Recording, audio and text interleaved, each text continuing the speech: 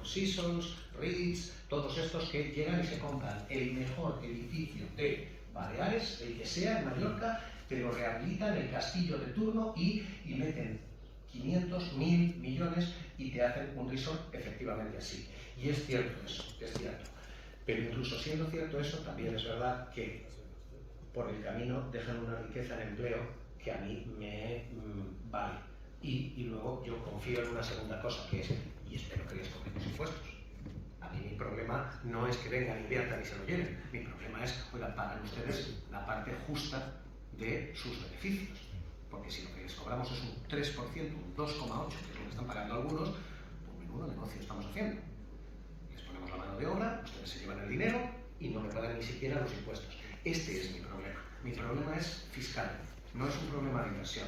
Y luego, segunda pata es la que tú estás diciendo. Efectivamente, además tenemos un problema de mercado de vivienda.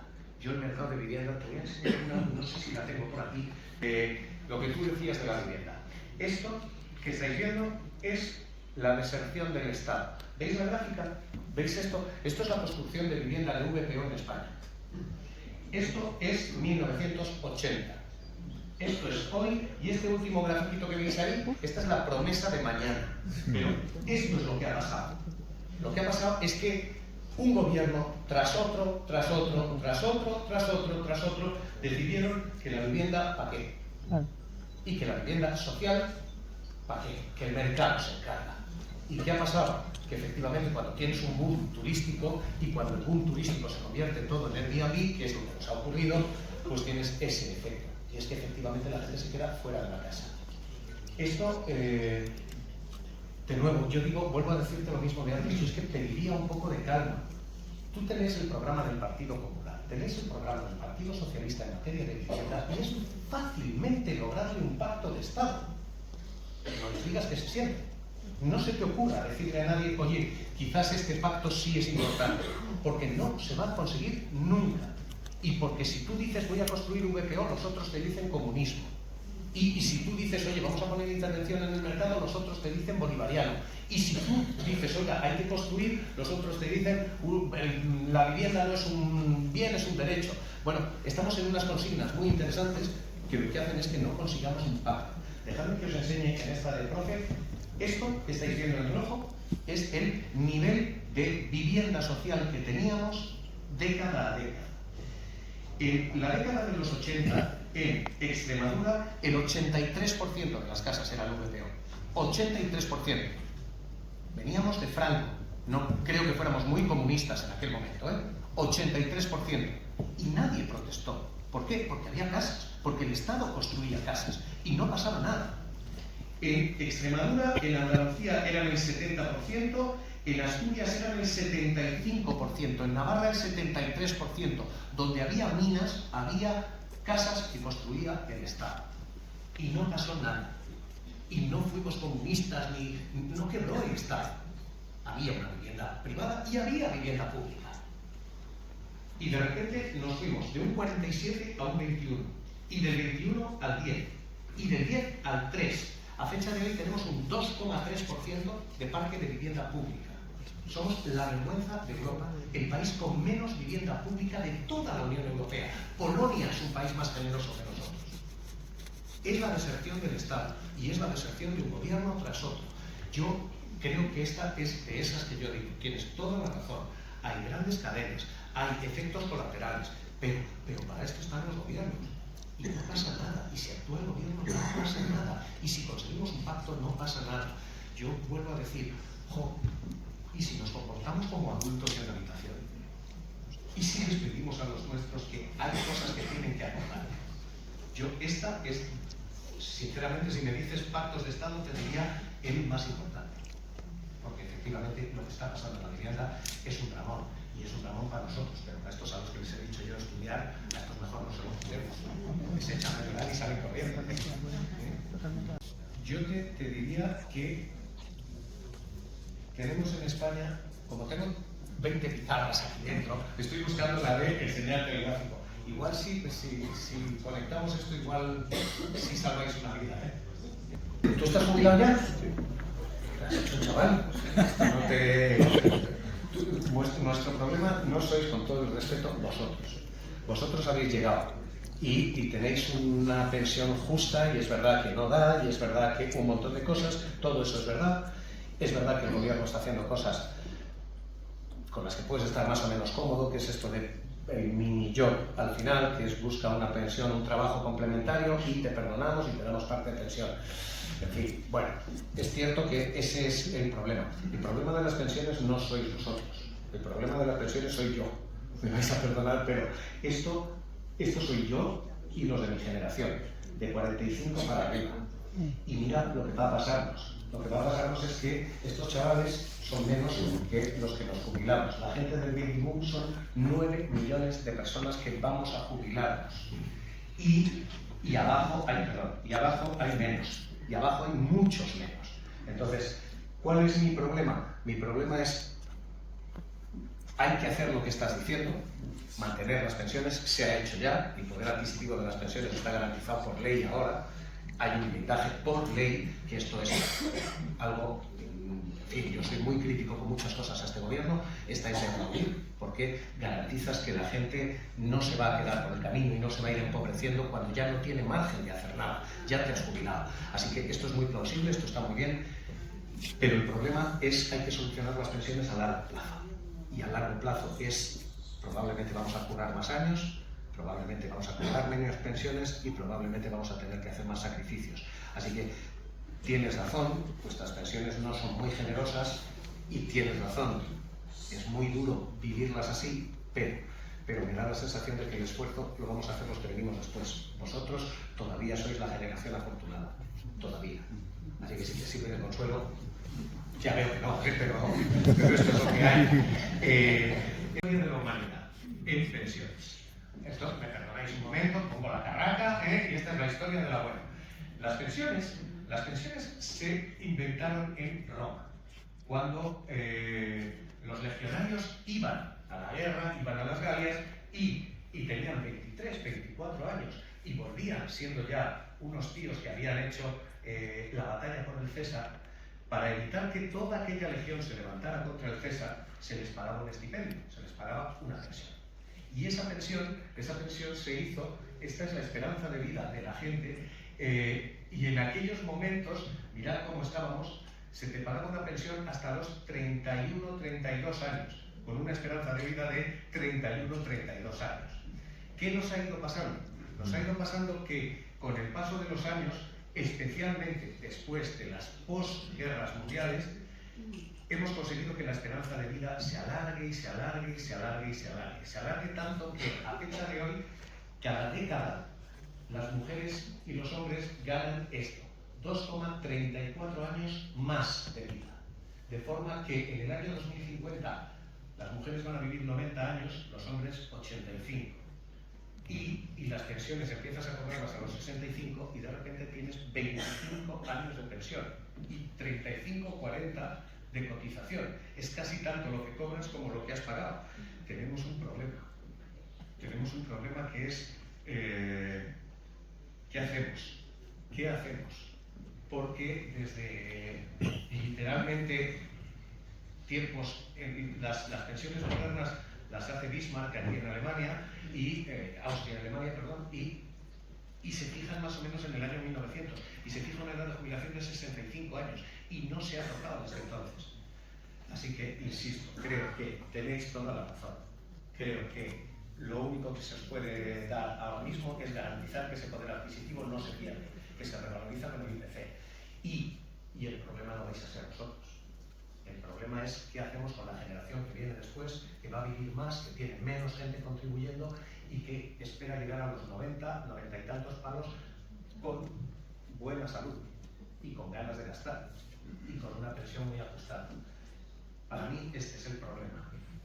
Insisto, hoy como nos estén escuchando estos a los que les he dicho estudiar lo de la vivienda, estáis jodidos, cuidado con la pensión, estos se van a ir llorando, los demás nos vamos a ir más o menos bien, pero esta pobre gente, estos no vuelven a una charla económica en su vida. No, ningún, desde peluquerías hasta esteticina, hasta industria, tecnología, cualquiera. Ya, bueno, los que necesitan gente formada, bueno, no te quiero decir el caos que tienen.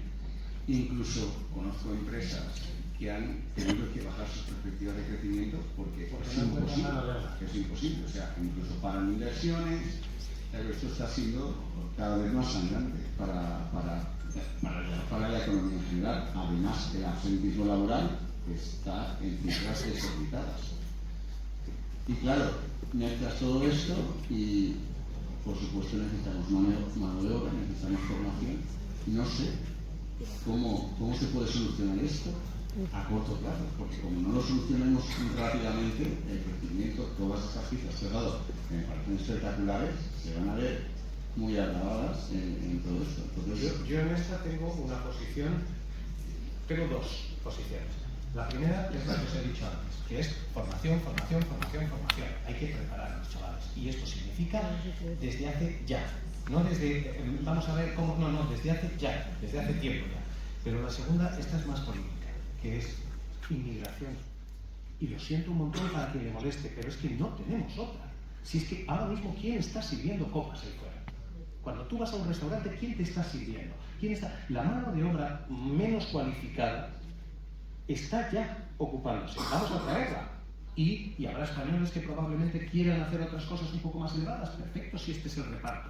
O traeremos a extranjeros más cualificados. Pero me da la sensación de que este problema que tenéis, que os lo entiendo y lo comparto, no es compatible con él, pero no dejamos entrar a la gente. Hay un problema. Si tú necesitas plástico, traes plástico. Si tú necesitas carbón, traes carbón. ¿Por qué si necesitas mano de obra no podemos traer mano de obra? ¿Y no sería más fácil, o sería otra solución posible, el intentar rebajar la gente que tenemos con el absentismo laboral, provocar políticas para recuperar a esa gente? Porque esa gente es la que ya sabe, esa gente está formada, esa gente tiene todos los criterios, esa gente, su incorporación es inmediata. Pero ¿no sería más factible? ¿tú tienes absentismos laborales permanentes? Porque los absentismos laborales son problemas de momentos de cadena, de gente que se te coge una baja de un mes o de dos, pero tú no necesitas, no solamente necesitas eso, tú necesitas una plantilla de 20 tíos durante 20 años. Y eso no es un problema de absentismo laboral. Creo que el problema de absentismo laboral es una cosa que os entiendo, los empresarios lo decís mucho. Yo, como oigo a las dos partes, siempre oigo a los sindicatos también diciendo no, absentismo laboral no, lo que hay es explotación laboral. Y entonces la gente se nos rompe por el camino. Entonces, puedo entender el debate, pero es un debate de corto plazo. El debate de largo plazo, lo importante es cómo llenamos este agujero de mano de obra que tenemos. Y me da la sensación de que si no tienes mano de obra en el país, necesitas importarlo. Como si no tienes caucho, necesitas importarlo. Perdonadme la grosería intelectual en lo que estoy diciendo, pero no pasa nada. Mi problema es este. Mi problema es que hay gente que ha decidido que esto es un tabú. Bueno, ningún problema. Entonces vamos a hacer esto. Estancamiento. Pero cada vez que recomendamos redadas y echemos a los inmigrantes, lo que estamos recomendando es paro. Digámoselo a la gente. Bilingüe interprofesional. ¿Qué opinión tienes tú de que de 2018 al 2025 haya subido un 61% el salario mínimo? Pues mira, yo en esta me vas a perdonar y sé que me vais a linchar. ¿Ves? Va a ser la última pregunta. Ahora empieza la avalancha y yo soy partidario de esa subida. Yo soy partidario y entiendo que es un coste adicional para la empresa y entiendo todo. Repercúteselo al cliente, porque yo estoy dispuesto a pagar más, porque el trabajador cobre más y no tengo ningún problema con eso. Entiendo lo que estáis diciendo, pero desde que se ha subido el salario mínimo, el empleo ha aumentado en casi 2 millones de personas en España, 1,5 millones desde que se hace la primera subida. Y es verdad que es una súper subida, pero ha menguado la desigualdad. Por primera vez ha menguado la desigualdad y ha aumentado la productividad. No le veo ahora mismo ningún problema. Sí veo un problema nuestro, un problema de márgenes y un problema de tal. Clávamela. ¿La barra de pan te cuesta más? Te la pago, no tengo ningún problema. Ya entiendo que me miras como diciendo no puedo porque el Corte Inglés la vende más barata. No, yo creo de verdad, yo milito mucho, creo que todos, esto es mi llamada colectiva a la acción, es votamos con nuestro dinero. Yo estoy dispuesto a pagar más por la barra de pan de mi barrio, que sé que es una barra de pan justa, que por la que me vende quien sea. votamos con nuestro dinero. A mí no me importa que me subas el precio si le has subido el salario. No me molesta nada, de hecho está pasando. Mi problema sí es el contrario. Mi problema es, me subes el precio, te disparas el margen y encima estás explotando a los tuyos. Ahí es donde yo tengo el problema. Entiendo que en este momento tú quieres coger el micro, tirármelo a la cabeza, pero yo soy partidario de esto, porque creo que el efecto social es muy grande, creo que es muy grande. Que estabais ahí arriba, disculpadme, perdonadme. Estos chicos, que son el enemigo, han puesto unas luces tan grandes aquí que solo veo focos, perdonadme. Ay, disculpadme. Bueno, encantado de saludaros, He echado en falta un tema que a mí particularmente me preocupa un poco. Yo no tengo formación económica, pero sí que es verdad que soy muy autodidacta y conforme cumplo años, cada vez me preocupa más la economía. Y escucho podcasts, etc. La pasta. Entonces, exacto. Entonces, veo un tema que preocupa mucho, saliendo ya de nuestras fronteras incluso, que es el tema de la deuda de los estados, de que los bancos centrales, tanto el europeo como el americano, impriman dinero, ese dinero financia a los políticos al final y al Estado, eso acaba devaluando nuestras monedas y generando inflación. No es lo mismo. Entonces, quería saber tu opinión sobre esto. Afortunadamente me han pedido respuestas breves, así que teoría macroeconómica, ¿cómo no? En 10 segundos. Sí. No es lo mismo. O sea, la deuda es... a ver, para teoría muy rápida. Tenemos una cosa que se llama déficit en nuestra casa. Si tú tienes más gastos que ingresos, tienes déficit. Esto es en nuestra casa. Y cuando un mes tienes un agujero y al mes siguiente tienes un agujero y al mes siguiente tienes un agujero y al mes siguiente tienes un agujero, el acumulado de todo eso, eso se llama deuda. El déficit es la fotografía, el fotograma, la deuda es la película entera, es la suma entera. Esto para que sigáis la... Es cierto que los estados tienen mucha deuda y es verdad que ahora tienen mucha deuda. Yo soy bastante suave en este tema porque, claro que tienen mucha deuda. Acabamos de pasar 3 crisis que no veíamos nunca. Es como si hubiéramos vivido la posguerra mundial, la posguerra civil y un brote de sarampión. Acabamos de vivir el COVID, acabamos de vivir una crisis del ladrillo y acabamos de vivir... Y los países están muy endeudados, es verdad. Pero la tendencia está siendo a corregir. España ha ido recortando su nivel de deuda y ha ido recortando su nivel de déficit. Con lo cual, es preocupante si tus niveles son como en una casa. Si tú tienes una hipoteca que es más que tu sueldo, tienes un problema. Pero ahora mismo no es eso lo que está pasando. Con lo cual, si me preguntas por España, no me preocupa demasiado el nivel de deuda de España. No me preocupa demasiado ahora mismo. ¿Qué problema tenemos? Si tenemos un problema de deuda americana, y este sí puede ser un problema, ahí sí puede haber un efecto dominó. En el momento en que el banco dice, uy, esta gente no es solvente, tú puedes decir, oiga, yo le estoy pagando, y mire, yo tengo, pero cuando lo que te cobro a ti depende de lo que le cobro a Estados Unidos, como los intereses no son solo tuyos, son esto que se llama prima de riesgo, que es usted paga más o menos lo que paga Estados Unidos. Si Estados Unidos tiene un problema, nos va a arrastrar a todos, va a generar un efecto dominó. Así que a mí no me preocupa nada nuestra situación, no me preocupa nada la mayoría de deudas, en general todas están más o menos razonables, pero hay países que tienen muy serios problemas y Estados Unidos va camino de esto, porque lo que está haciendo es un suicidio económico. Con lo cual, ese sí puede ser el próximo problema enorme que veamos. El gran enorme problema que tengamos puede ser ese. Yo, de nuevo, vuelvo a decir, los pesimistas también se equivocan, O sea, no todo es el apocalipsis. Es que veo a mucha gente anunciando el apocalipsis cada trimestre.